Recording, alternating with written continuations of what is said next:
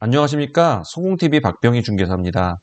오늘은 여러분이 공인중개사를 왜 하려고 하는지 그 이유에 대해서 한번 생각해 보시라고 이렇게 영상 한번 마련해 봤습니다. 과연 소속 공인중개사 면접 볼 때 실장님들은 어떤 답변들을 주로 했는지 한번 들어보시고요. 여러분은 어디에 해당하는지 한번 확인해 보시기 바랍니다. 소속 공인중개사 왜 해요? 라고 물었을 때 실장님들 면접할 때 많이 물어봤거든요. 100명이 넘는 사람들 물어보면 제일 많이 답하는 게 이거예요. 주변의 권유로. 자기가 할 말 없어요. 자기는 하려고 생각한 적 없어요. 아버지가 하라고 했다. 또는 엄마가 하라고 했다. 시어머니가 하라고 했다. 뭐 별 얘기가 다 나와요. 주변에 누가 누구 하는데 권유를 했다. 자, 이런 경우에 소속 공인중개사 하면 되나요? 저는 별로 이렇게 답변하면은 안 뽑고 싶어요. 왜냐면 그 사람은 주변에 권유했기 때문에 자기가 할 의지는 없어요.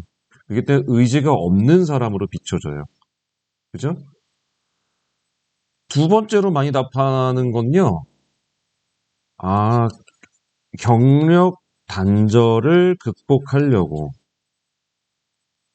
제가 주부로 있다 보니까 뭐 이렇고, 뭐 회사 다닐 땐 이랬었는데, 아기가 키우다 보니까 점점 뭐 하는 것 같고, 이래서 한다는 거죠.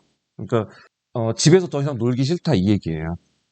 예, 집에서 놀지 않고 할 수 있는 일은 중개사뿐일까요? 무궁무진하게 많죠, 사실. 예, 꼭 중개사를 하려는 목적이 없어요, 이런 분들은. 중개업, 중개사, 글쎄요. 그냥 장사해도 되고요. 일종의 이런 거죠. 회사에 그냥 다시 취직을 하려니까 나이는 먹었고, 경력은 단절됐고, 그래서 뽑아주지 않고, 그러니까 중개사 오겠다. 이 얘기밖에는 안 들려요. 예, 요런 사람들이 상당히 많아요. 세 번째 사람은요, 돈 벌려고요. 이런 사람 아주 현실적이죠. 네, 돈 벌려고요. 네. 소속 공인중개사에서 돈 벌까요? 돈은 벌어요. 돈은 버는데, 그러니까 이 사람들은 돈 많이 벌려고요. 이런 의미로 얘기를 하거든요. 그런데 개업 공인중개사, 그러니까 일반적인 중개업을 하는 사람, 개업 공인중개사도 돈을 많이 벌까요? 개업 공인중개사 해서 돈 많이 벌어서 빌딩 샀다는 사람 혹시 본 적 있으세요? 중개업 해서 내가 돈 많이 벌어서 뭐, 어, 차를 바꿨네, 아니면 집을 샀네, 이런 사람 보셨어요? 자, 여기 보시면 제가 예전에 중개사 연봉 얼마나 버는지 그 실태에 대해서 좀 얘기해 놓은 거 있어요. 한번 이거 참고해 보세요. 생각보다 돈 안 나와요. 이상하네. 그러면 돈 벌려고 하는 게 맞나? 사실 저는 요거에 대해서 이렇게 생각해요. 요때 요거 내용 보시면 연봉, 연봉이 아니라 매출이, 그러니까 수익이 아니죠. 순수익이 아니라 매출이 1억 넘는 사람이 6.6%밖에 안 돼요. 연봉이. 연봉 매출 1억이 넘는 사람이. 그러면 여기서 매출에서 비용 빠지고 못 빠지고 하면은 소득은요, 굉장히 많이 빠져요. 네, 그러면 사실 가져가는 거 월 500 평균이죠. 월 500 정도 가져면 많이 가져가는 거고 이거보다 못 가져가요. 3, 400 가져간다고 생각하시거나 어떤 분들은 그거보다 안 되는 경우가 허다해요. 이것도 잘 나오는 사람들을 얘기해요. 그러면 제가 이런 얘기 들었거든요. 1000세대, 아파트 1000세대에 세탁소 하나 잡으면요. 이분들 실소득 있죠. 순수 번 돈.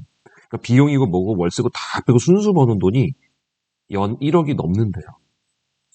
그러면 차라리 돈 벌 것 같으면 뭐하러 중개업 해요. 그냥 세탁소 하는 게 훨씬 낫지.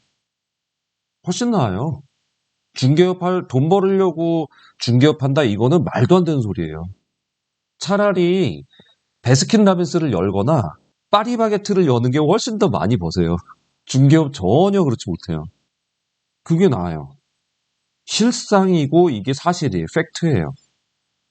그러니까 내가 돈 좀 벌려고요 라는 생각으로 중개사를 한다? 이건 전혀 맞지 않는 말이니까 이거는 아예 바꾸셔야 될 것 같고요. 네 번째로 많이 나오는 답이 뭐냐면요. 자, 부동산 투자할 때 도움 될 것 같아서 투자를 생각하고 오시는 분이 있어요. 있었어요, 실제로. 예, 처음에 그러니까 자기가 이제 한 도어 번 사봤다 이거죠. 젊은 나이에 그때 한 30대 중반쯤 됐던 실장님이었던 것 같아요. 자기가 젊은 나이에 부동산 투자해가지고 성공 좀 했다 이거죠. 사실 그때 투자해서 성공하는 게 아니라 그냥 이번에 다 올랐어요. 그러니까 어딜 사도 올랐어요. 근데 이제 내가 계약 좀 해봤다 이거죠. 그러니까 부동산 하는 사람들 보니까 쉽게 하겠더라. 자기가 이제 손님으로 왔을 때 부동산 실장님이나 중개업자가 하는 거 보니까 만만해 보였거든요. 저 정도면 나도 하겠다. 예, 결국 못 버티고 나갔습니다. 투자하고요, 중개는요, 완전히 다른 개념이에요. 투자는 수익을 갖고 얘기하는 것이고요, 중개는요, 중재를 하는 거예요. 자, 투자는요, 내가 당사자가 일방 당사자가 되는 거고요. 중개는 나는 당사자가 아닌 양 당사자의 가운데 있는 사람이에요. 차라리 부동산 업인 다른 것, 컨설팅 하시는 게 훨씬 나아요. 투자하시고자 하는 거는. 네, 중개 쪽이 아닙니다. 그런데 이러이러한 이유로 소속공인중개사를 한다고 해요. 그럼 저는 솔직히 이런 분들한테는 좀 얘기를 바꿔보거나 다른 생각을 해봐라 말하고 싶은데 사실 이렇게 해가지고 되지는 않아요. 그럼 어떻게 하면 될까요? 아까도 말씀드렸지만 중개업은요. A라는 당사자, B라는 당사자가 있는데 투자는 A나 B가 되는 거예요. 투자는. 근데 저희는 지금 중개는 A나 B 당사자가 아니라 양 당사자의 중재를 맡는 사람이 바로 중개사입니다. 계약은 이들끼리 하는 거예요. 근데 중개를 해주는 거예요. 두 사람의 서로 다른 입장 차이를 중간에 협의점으로 만들어주는 것. 이게 바로 중개사가 하는 역할이란 말이에요. 그러면 중개사를 하면서 가장 많이 드는 것, 사람에 관한 스트레스 엄청나요. 네, 사람들 여러분들 직장 생활하면서 제일 힘든 게 뭐예요? 일이 힘들어요? 아니요. 사람 스트레스가 더 커요. 근데 이게 더 극대화가 됩니다. 갑질하는 사람 어마무시해요. 네. 돈 아까 많이 번다고 했어요? 차라리 돈 벌 것 같으면 다른 장사하시는 게 훨씬 낫다고요. 네, 세탁소 하시는 게 훨씬 나아요. 네. 그리고요, 두 사람 간에 서로 의견을 좁히는 건요, 굉장한 설득력이 필요해요. 내가 이거 얘기하는데 사람들한테 누구 설득해가지고 뭘 된다?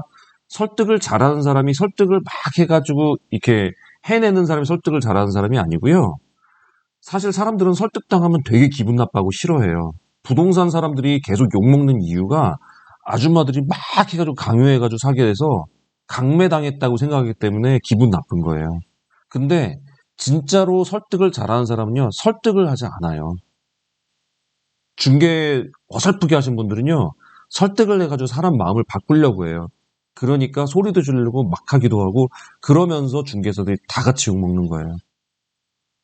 이거 그렇게 하는 게 아니라 책임감과 자기의 마음을 다해서 하는 거예요. 그래서 사실 내가 돈을 벌려고 한다기보다 사람들에게 좋은 것을 중개해서 사고자 하는 사람에게 사게 만들어주고 팔고자 하는 사람에게 팔게 만들어주려는 게 바로 중개사가 하는 일이에요.